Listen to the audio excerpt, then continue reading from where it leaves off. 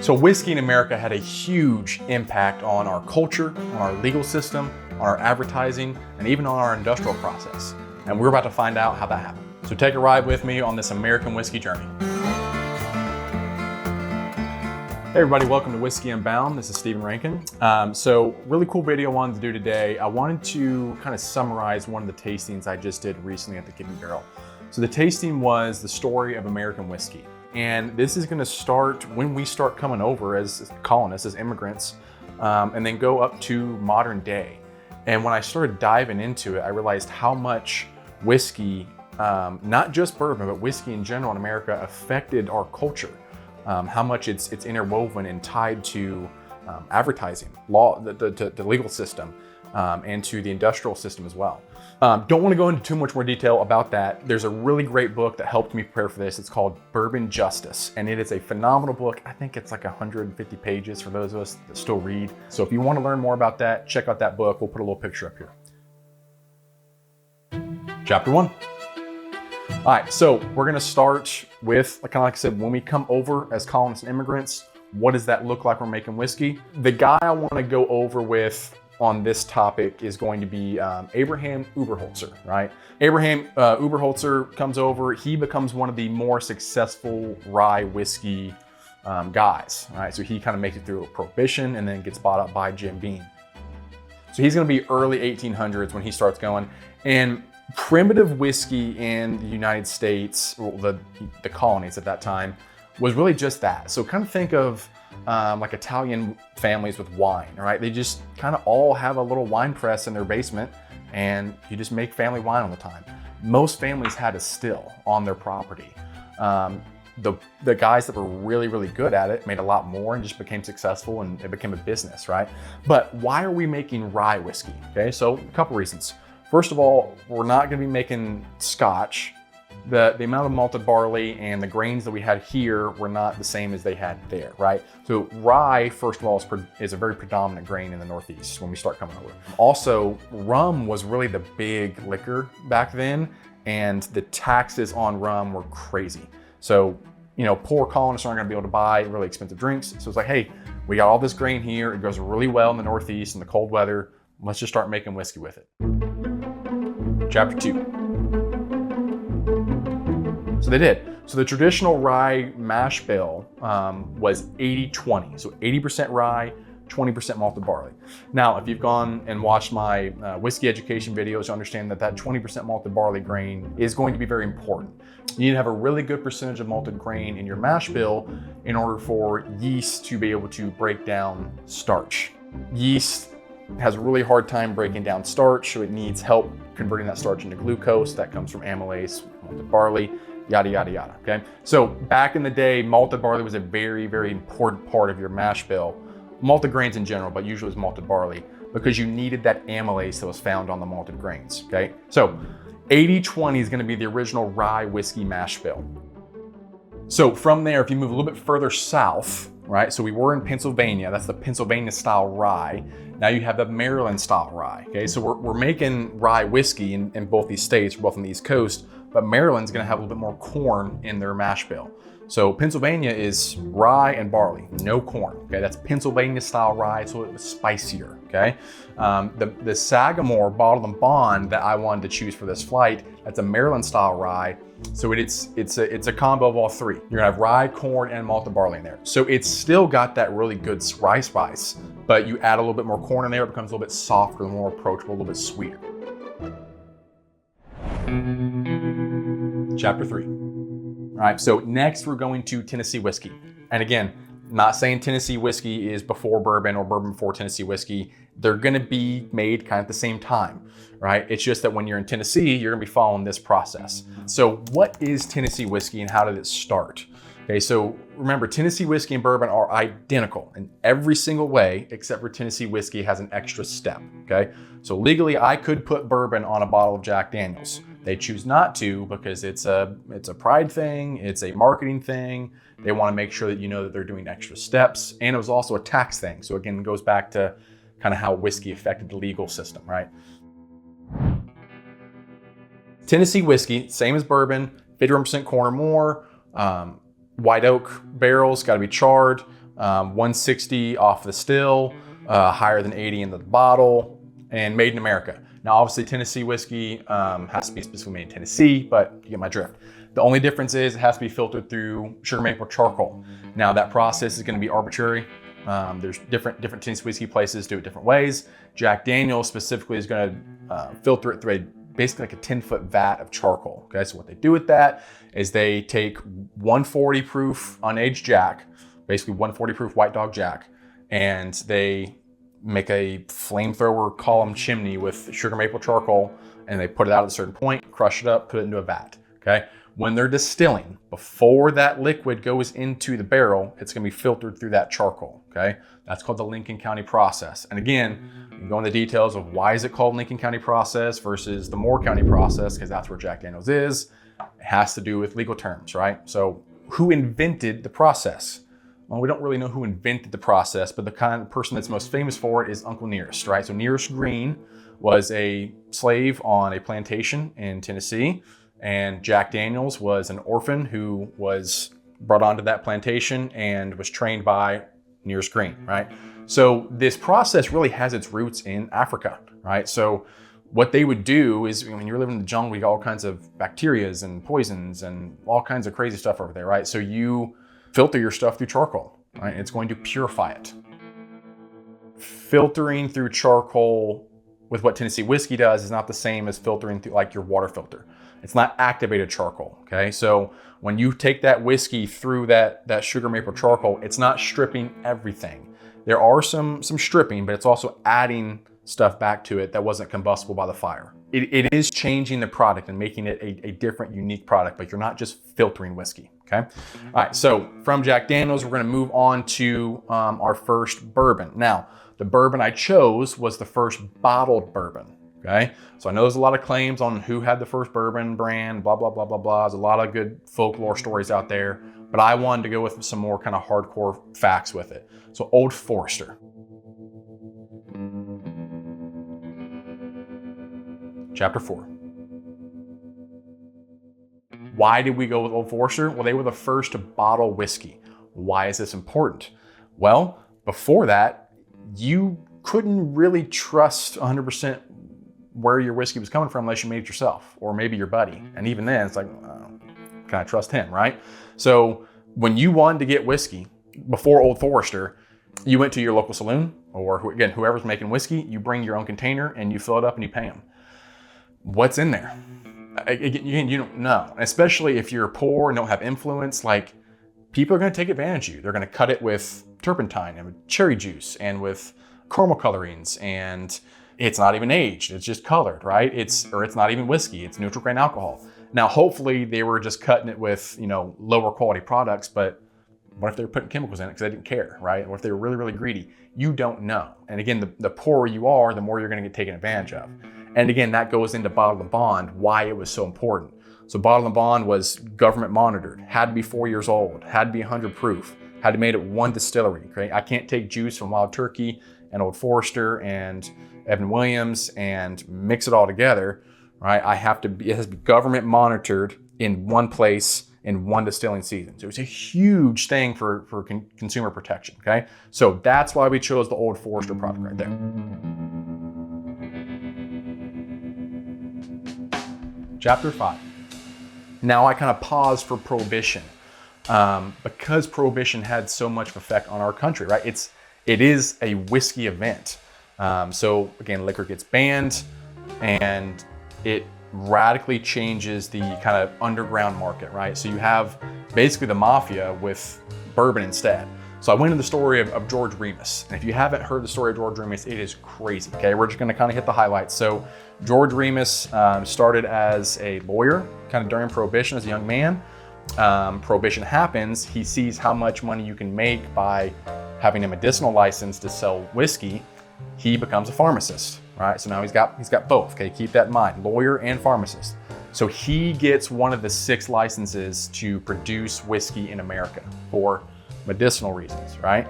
So this is what he does. He builds an empire. He's not just making whiskey himself, he's buying as much as he can. All these old stocks of whiskey that go out of business, because Prohibition, and I had 500 barrels of whiskey, or I had 10,000 barrels of whiskey, okay? He buys them. He starts shipping things out to different states, even across the country, across West. 1920s, like West is still kind of not super settled, right? So he's shipping stuff out, and then he robs himself, okay? So he ships the stuff out on carriage. He has his own man go and rob himself, and then that whiskey gets lost and basically distributed on the black market. So he becomes kind of a kingpin with whiskey, right? Now, obviously the cops wanted to, law enforcement wanted to catch him, but half of them are in his pocket because he's paying them, or they want the whiskey themselves. So he's kind of untouchable. Well, his wife ended up having some eyes for a law enforcement agent who was pretty straight-laced, right? They start having an affair, and she gives the law enforcement agent all the information that he needs to know to catch Remus. So he gets 2 years in jail. Obviously, during that 2 years in jail, his wife and that law enforcement agent are, doing what people do, right? So when he gets out, he finds out about it. He murders his wife, obviously goes to court, goes to trial for that. He represents himself, remember, because he's a lawyer, and then gets released on temporary insanity. He gets out and then regains basically his whole empire and then lives a long, happy life. So super crazy story, right? And that was just one of the stories during Prohibition. You have all these speakeasies rise up that we still do today because of the lore that it had, right? It really, really changed the culture, and it only lasted for 10 years. As a country, we're not gonna do this anymore. That's how important whiskey was to the fabric. It's not just that it was, hey, we wanna get drunk. Obviously there's a lot of that going on, right? But the fabric that had woven into our culture and our identity of, hey, I'm a distiller. This is what my family does.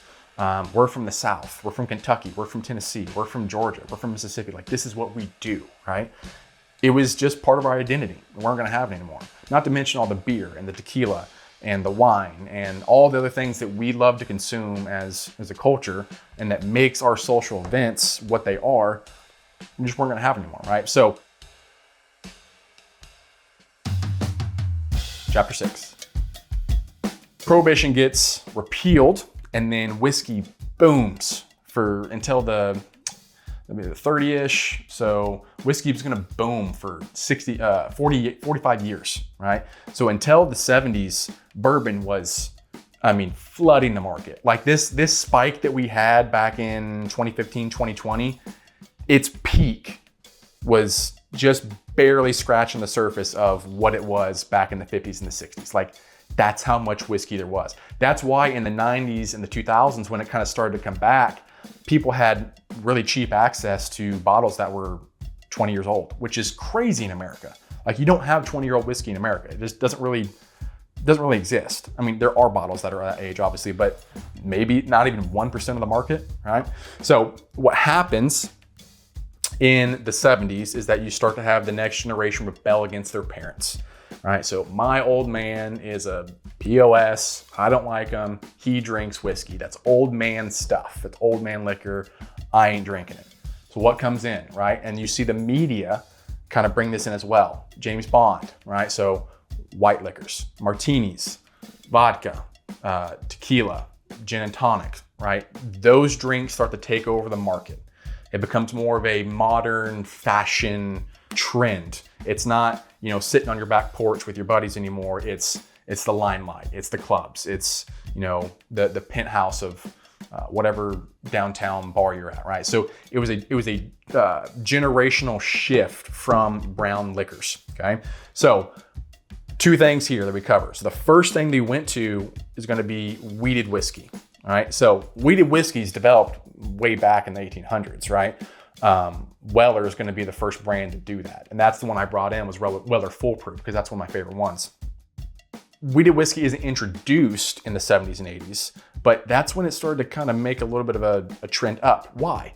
Because it was softer, right? So again, bourbon's this old man, really tough, rough, alcohol fire drink, if we can make it a little bit more softer, a little more approachable, then maybe we can regain some of that market again, right? So that's where we went to Weller Full Proof. And that's what Wheated Whiskey does.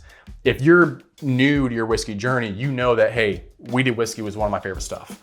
The Wellers, Maker's Marks, Larcenies, Rebels, anything like that, anything that has a wheated mash bill instead of the rye mash bill, it's like, oh, that's softer, that's easier, it's more approachable. It also brought women into the market, which was a kind of a new thing, right? As a woman, you didn't drink bourbon unless you were, in the South, right? You didn't really do that, okay? You also introduced American light whiskey at this point. Now, American light whiskey did not take off during the 70s when it was introduced. It's taken off recently, but here's what American light whiskey is. American light whiskey was, again, trying to re-grasp that chain on the market. It was a lighter whiskey, not in the sense of taste or proof, but it was a lighter color. That's literally what it was made to do, was to be a lighter color to appeal to people who wanted gins and vodkas and tequilas, okay? So today, again, we'll kind of just brush on it at the end, but today it's a super, super, super sweet, high proof whiskey. It almost smells like vanilla alcohol. Like, it's just really high proof, it's really sweet, it's really light, and that's about it. It's not super complex, but it's a really, really cool thing, okay? Chapter 7. Then we go on to Blanton's, okay? So why did we go to Blanton's? The first single barrel introduced in the market, okay? So again, for so long, whiskey was whiskey. Here is some Jim Beam, and that's it. Jim Beam made Jim Beam. They didn't make Jim Beam and Knob Creek and 7-year and 8-year and 10-year and Bottle and Bond and this flavor and that flavor. Just here's some Jim Beam, right? Now, you're gonna have some one-off special releases, of course, but the market is flooded with different varieties of the same exact brand right now, and it wasn't then, okay? So again, to try to kind of regain the market, hey, we need to be innovative. We need to create something new, something catchy, right? So single barrel bourbon, never existed before, right? So where did it come from? So Elmer T. Lee used to go to Warehouse H and pick honey barrels for when his guests came over, okay? So he'd pick single barrels, bottle it up for when his guests came over to impress them, right? That was in honor of Colonel Blanton, right? Now again, if you see the word Colonel on a bottle of whiskey, 99 times out of 100, it's not military, okay? It refers to the Kentucky Colonels. Without going into detail, you can go look it up yourself, but they're basically just humanitarian people, right? Imagine the Kentucky Colonels imagine I was giving you the key to the city, right? It's kind of that type of thing. You did something good for our state, for our city, for our town, you're a Kentucky Colonel, okay? All right, so Blanton's was in honor of Colonel Blanton, who was way before Elmer T. Lee. From there, we move on to the first uncut bourbon. All right, so that's gonna be Booker's, right? First one on the market to be an uncut, unfiltered product, right? Everything's gonna be filtered and proof down and all those kind of things. And Booker, from Jim Beam, was like, you know what? I wanna give my friends, my guests, real whiskey, the stuff that I taste all the time, right? So it was the same thing kind of with Elmer T. Lee when he had special guests over or for Christmas presents. He'd be like, hey, here's some unadulterated Jim Beam, right? And people loved it. So he's like, oh, we need to start making this. So Booker's was the first one introduced uncut bourbon, right? And then again, we're gonna end with American light whiskey. So we ended with Penelope American light whiskey 18-year. Chapter 8. There are a couple places making light whiskeys now that are not MGP, but MGP has the monopoly on the market of light whiskey. Whether it's Jacob's Pardon or if you're in Tennessee, you know Southern Collective, and they have a really freaking good American light whiskey. Penelope is probably the most famous brand for American light whiskey. Every time they release a new age statement of American light whiskey, it's gone. I mean, it doesn't last. But again, this was kind of a revival of what they tried to do in the 70s. And it was lighter proof in the 70s too, just like everything else, but they really, for some reason, it's taken off. It just boomed, and I love it. I really, really, really love it. But yeah, American light whiskey is kind of where we've ended. Now, again, you could go into all the finishes, but that's its own flight. That's its own thing too. Finished whiskeys. And I didn't want to include that because finished whiskey is not exclusively American, right? Scotch has been doing barrel finishes for forever, right? So that is a really cool category that we've kind of evolved into, all the different types of finishes we're doing. So definitely check those out as well. But guys, I hope you enjoyed this. I know it's a little bit longer. Thanks for sticking with me through this. But if you got any questions or comments, please leave them in there. If you got any corrections, feel free to throw them at me. I'm not gonna be offended. So again, hope y'all enjoyed. See you in the next video.